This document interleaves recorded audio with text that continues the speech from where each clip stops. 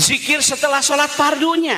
Ya, ibu ari geus beres sholat teh cek sunahna mah wiridan atuh ieu mah beres sholat lungu kena mana remote mana HP beres sholat teh nyieun status alhamdulillah lohornya lancar Gusti nati iraha lohor macet sia teh sia teh meuni kitu-kitu teh sama segala rupa teh diposting ayo status naon teh status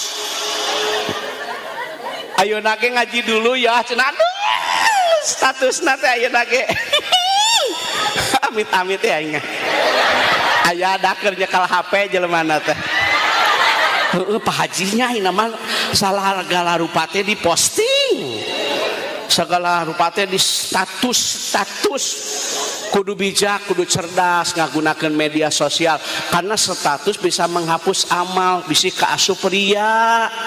Ieu teh hari raya bukan hari ria. Hari raya mendapat kemenangan, hari ria mah mendapatkan kehancuran. Bisa jadi tah kahapus ku sabab status sing ikhlas we sagala rupa ge. Inna sholat wa mama rujukna ka saha? Lillahi rabbil. Dengekeun tan tukang posting. Mun salaki gering teh urus lain dipoto. Ieu mah salaki gering teh dipoto cetrek. Mohon doanya suamiku muntaber astagfirullah. Salaki kababayan dina media sosial. Amit tanya. Tuh mah tak seuri ge da dina hatena teh aku banget gitu loh. Tos ngatepankannya. Sekali di Sawal teh bulan peningkatan amaliah ibadah. Pan kamari urang taraweh, pan taraweh teh aya witirna ayeuna teh tingkatkeun nu tadina 3 jadi 5. Paham teu? Pada ayanya taraweh ayeuna mah ai witir mah aya kah? Nu tadina 3 jadi lain eureun sia mah. Jadi Sawal teh lain ningkat nurun sia teh. Oh, kalau ka eureun sia teh mah kebe witir teh taraweh tahun hareup. Jadi sia teh mah witir teh engke cenah tahun hareup.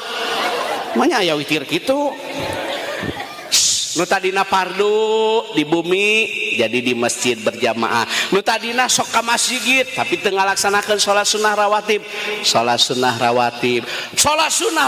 tapi tara daek wiridan tingkat amal urang teh pan hampura teh hajinya ari beres salat teh urang teh maca istighfar leres teu sami di dieu naon cenah ajengan hikmahna kieu.